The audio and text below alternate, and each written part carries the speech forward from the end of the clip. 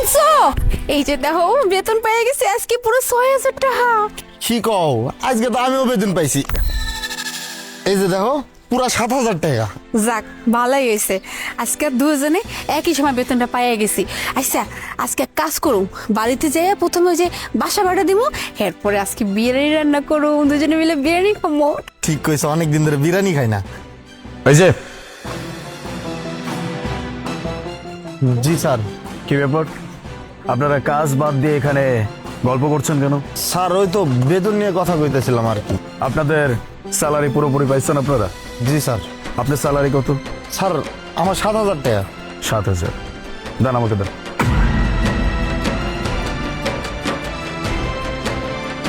আপনার স্যালারি কত? স্যার ৬,০০০ টাকা। ৬,০০০। দেন।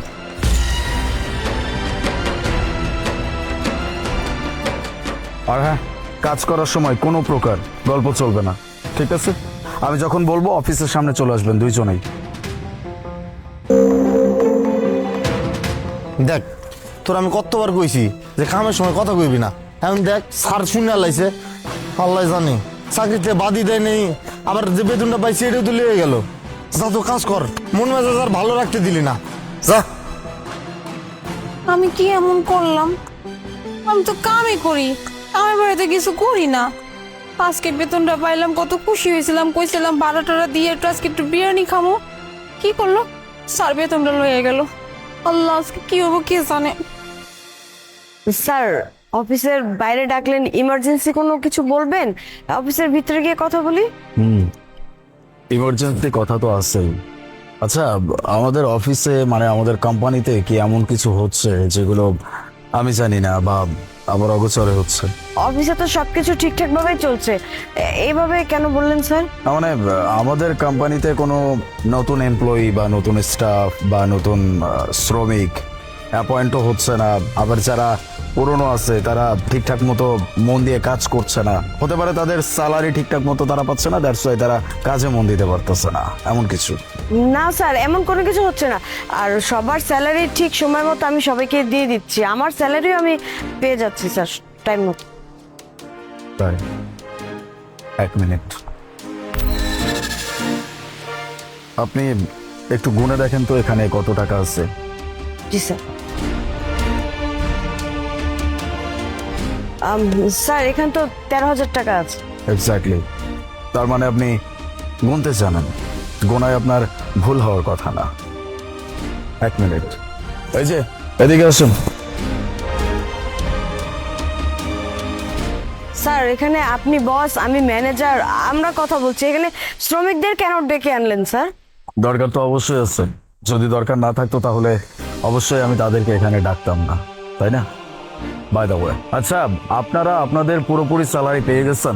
হ্যাঁ স্যার পাইছি। হ্যাঁ স্যার, আমরা তো বেতন পেয়ে গেছি, এই ম্যাডামই তো আমাকে বেতন দিছে আজকে। স্যার শুনলেন তো, আমি ওদের স্যালারি ওদেরকে বুঝিয়ে দিয়েছি। আচ্ছা ঠিক আছে, তোরা যা, গিয়ে তোদের কাজ কর, যা। আমি কথা বলছি, আমার উপর দিয়ে কথা বলার চেষ্টাও করবেন না।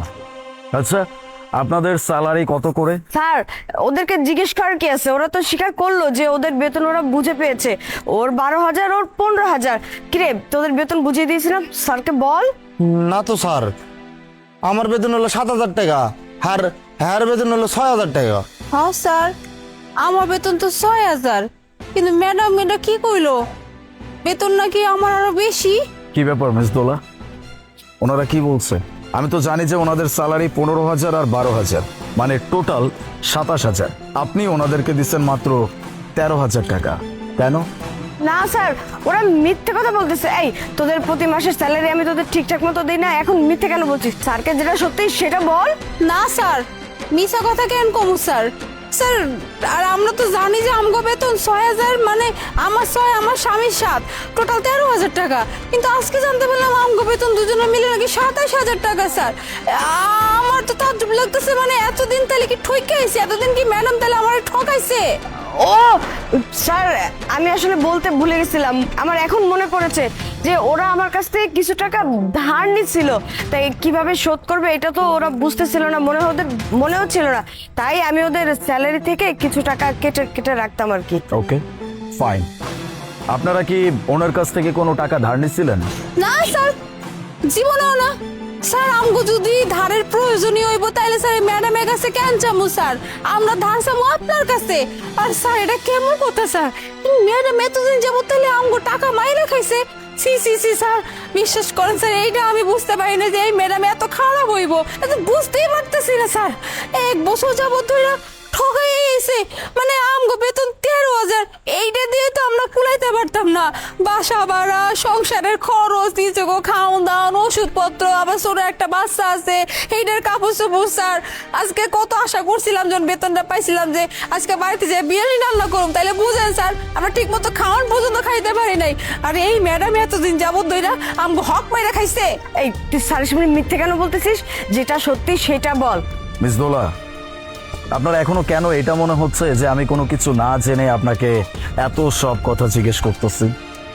কেন মনে হচ্ছে? আমি সবকিছু জেনেই আপনাকে জিজ্ঞেস করতেছি। এখন আপনি আমাকে সত্যি বলবেন নাকি মিথ্যা বলবেন সেটা আপনার উপরে ডিপেন্ড করে, কিন্তু সত্যিটা আমি খুব সুন্দরভাবে পুরোপুরি জানি। আপনার বিবেক কোথায়? আপনি এই দুইটা মানুষের কাছে থেকে কতগুলো টাকা মেরে দিচ্ছেন, এটা আপনার কোনো আইডিয়া আছে? হ্যাঁ, ওদের স্যালারি দুইজনের মিলিয়ে 27,000 টাকা। সেখান থেকে আপনি তাদেরকে মাত্র প্রতি মাসে 13,000 টাকা দেন। দ্যাট মিনস আপনি তাদের বেতন থেকে প্রতি মাসে 14,000 টাকা নিজের পকেটে পড়েন। এখন আপনি হিসাব করে দেখেন 1 বছরে এই দুজনের কাছ থেকে আপনি কতগুলো টাকা নিজের পকেটে পড়ছেন? পুরো 1,68,000 টাকা। আপনার কোনো আইডিয়া আছে এই দুইটা মানুষ তাদের সংসারটা কত কষ্ট করে চালাচ্ছে? আজকে একটু আগেও আমি ওদের কথা শুনছি, ওরা দুজনের মধ্যে এই কথাগুলো বলছিল যে এই টাকা দিয়ে আজকে আমরা বাসা ভাড়া দিব, বিদ্যুৎ বিল দিব, পানির বিল দিব, বাচ্চার খরচ বহন করব, নিজেদের একটু শখ পূরণ করব, একটু ভালো মন্দ খাবো। কিন্তু আপনি তাদের সেই রাস্তা বন্ধ করে দিচ্ছেন। আমি এই কোম্পানির মালিক, আমি যেখানে ওদের বেতন ধার্য করছি 27,000 টাকা, সেখানে আপনি তাদেরকে দিচ্ছেন মাত্র 13,000 টাকা। Wow, nice. আমাকে একটা কথা বলবেন যে আপনি কি স্যালারি কম পান? একদমই না। আপনি একটা কোম্পানির ম্যানেজার, আপনার স্যালারি ওদের তুলনায় অনেক গুণ বেশি। তারপরেও সামান্য এই কিছু কর্মচারীর টাকা আপনি মেরে দিয়ে যে কি শান্তি পাইছেন আমি নিজেও জানি না। কিন্তু এখন আপনার অশান্তির দিন শুরু। আপনি যেই কাজগুলো এত দিন যাবত করে আসছেন আমি কিচ্ছু জানতাম না বলেই আমি আপনাকে কিচ্ছু বলতে পারি নাই। কিন্তু আজকে তো আমি জানি, আজকে আপনার শাস্তির ব্যবস্থা আমি অবশ্যই করব। আমি আপনাকে বারবার ইন্ডিকেট করে বলছিলাম, আপনাকে আমি বারবার জিজ্ঞেস করছিলাম, তারপরও আপনি আমাকে সত্যিটা বলেন নাই। এখন আপনি বুঝে নেবেন যে আপনার সাথে কি হয় বা কি হবে। আপনি যদি এখনো আমাকে সত্যি কথা না বলেন তাহলে কিন্তু আমি এক্ষুনি পুলিশকে কল করব। স্যার আমাকে পুলিশে দেবেন না স্যার, আমি মানছি স্যার আমি ভুল করেছি। আসলে লোভে পড়ে আমি এই কাজটা করেছি। আমি তোমার কাছেও হাত জোর করে ক্ষমা চাচ্ছি, আমার ভুল হয়ে গেছে, আমাকে ক্ষমা করে দাও। তোমরা একটু স্যারকে বুঝিয়ে বলো না যেন আমাকে ক্ষমা করে দাও, আমাকে যেন পুলিশে না দেয়। ক্ষমা? আপনি আমার কাছে ক্ষমা চাচ্ছেন? হ্যাঁ, অন্যায় আপনি আমার সাথেও করছেন, কিন্তু সব থেকে বড় অন্যায় আপনি ওনাদের সাথে করছেন। আপনার যদি ক্ষমা চেতে হয় তাহলে আপনি ওনাদের কাছে ক্ষমা চাবেন। আর আমার সাথে যে অন্যায় করছেন এইটার জন্য শাস্তি হচ্ছে ওনাদের যে টাকাগুলো আপনি মেরে দিচ্ছেন, পুরো 1,68,000 টাকা 7 দিনের মধ্যে ওনাদেরকে আপনি ফেরত দেবেন। না স্যার, আমি মইরা গেল এই ম্যাডাম জীবনে ক্ষমা করুম না। এই ম্যাডাম